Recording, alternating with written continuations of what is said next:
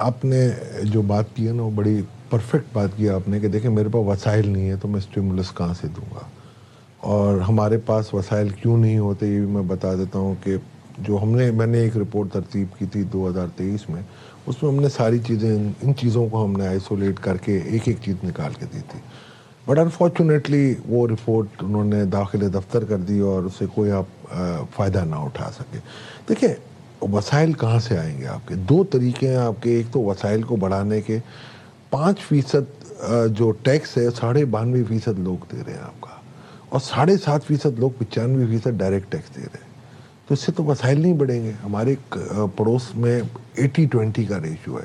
Every 1% پہ 400 billion کی revenue میری بڑھ رہی ہے۔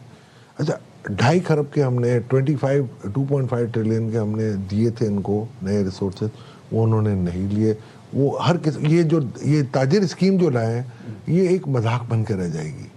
آپ نے بھی اپنی کامنٹ دیے، اس میں آپ جب تک اسیسمنٹ ان کے ہاتھ میں رکھ رہے ہیں وہ ایک اسٹیکر لگائیں گے 25,000 روپے پے کر کے اور بولیں گے جی خدا حافظ۔ اس کی ٹوٹل اگر میں ویلیو بھی نکالوں تو 17,000 روپے آتی ہے، پر یہ جو اپنے ان کی کیلکولیشن بتا رہی ہیں۔ فورگیٹ دس تھنگ، آپ کی سب سے بڑی اس وقت جو کاسٹ ہے، جو ہڈن کاسٹ ہے، وہ آپ کا IMF کا پروگرام ہے۔ آپ واحد کنٹری ہے دنیا کی، سہیل بھائی اس کو سیکنڈ کریں گے، کہ جس کا جو ریئل انٹرسٹ ریٹ ہے وہ 8 سے 9% ہے، 2% سے زیادہ نہیں ہو سکتا۔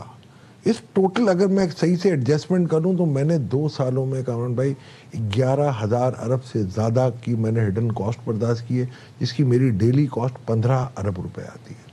ہم بورو کر رہے ہیں اپنے قرضے پے کرنے کے لیے، اور دوسری طرف ہم یہ ہڈن کاسٹ کو برداشت کر رہے ہیں، تو کیا ہمارے 25 کروڑ عوام اس کاسٹ کے متحمل ہیں؟ دیکھیں IMF کا پروگرام اپنی جگہ ٹھیک ہے، اس وقت بیل آؤٹ کیا تھا، اس وقت شاید ہمیں ضرورت نہ پڑتی اس کے